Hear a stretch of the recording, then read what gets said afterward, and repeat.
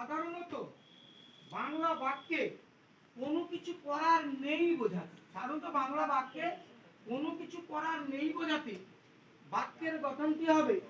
Subject যুক্ত has oblique have যুক্ত nothing যুক্ত টু যুক্ত ভি1 যুক্ত কোনো কিছু করার না। সাধারণত বাংলা বাক্যে কোনো কিছু করার নেই বোঝাতে আমার কিছু করার নেই, তার কিছু করার নেই, তার কিছু শেখার নেই, তার কিছু বলার নেই, হ্যাঁ, তার কিছু শেখানোর নেই। এই যে বাক্য, এই ধরনের বাক্যের ক্ষেত্রে আমরা এই স্ট্রাকচারটা প্রয়োগ করি। যদি বলি যে আমার কিছু করার নেই, আমার কিছু করার, আমার কিছু করার নাই, করার নেই, এই তো বাক্য। আমার কিছু করার নাই, তাহলে সাবজেক্ট কোনটা? আমার।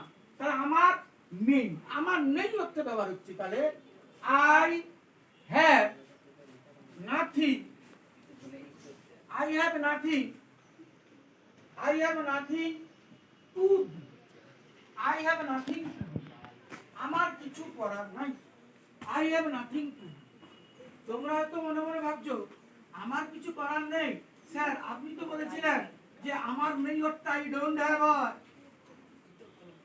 এটা কি করা যায় না? হ্যাঁ, এটা করা। কিরকম?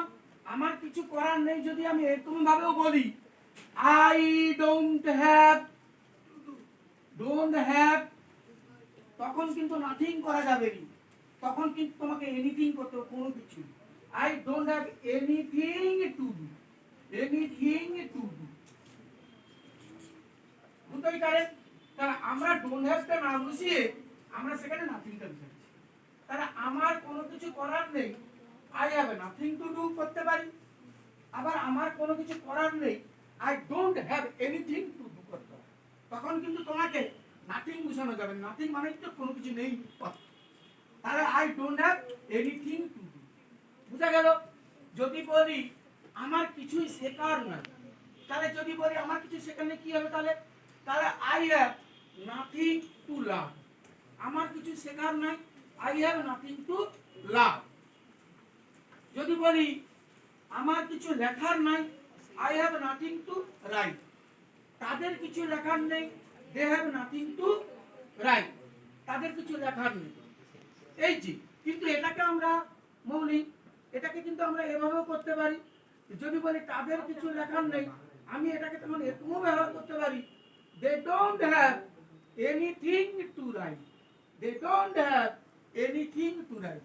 আমরা জানি তোমার আছে ইংরেজি ইউ হ্যাভ, তোমার আছে ইংরেজি ইউ হ্যাভ, তোমার নেই অর্থ হবে you don't have, you don't have হয় তোমার নেই, ইউ ডোন্ট হ্যাভ, তোমার কি নেই, ডোন্ট ইউ হ্যাভ। তাই তো আমরা তো তাই শিখেছিলাম। আমার আছে আই হ্যাভ, আমার নেই আই ডোন্ট হ্যাভ, আমার কি নেই, ডোন্ট আই হ্যাভ। তোমার আছে ইউ হ্যাভ, তোমার কি আছে, ডু ইউ হ্যাভ। আবার যদি বলি তোমার নেই ইউ ডোন্ট হ্যাভ, তোমার কি নেই, তখন ডোন্ট ইউ হ্যাভ। এভাবেও করা যায়।